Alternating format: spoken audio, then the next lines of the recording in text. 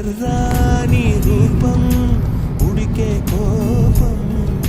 సంధ్యావర్ణ మంత్రాలు వింటే ఎర్రని పంట పాదమంటే కాంచనాల జిలుగు పచ్చ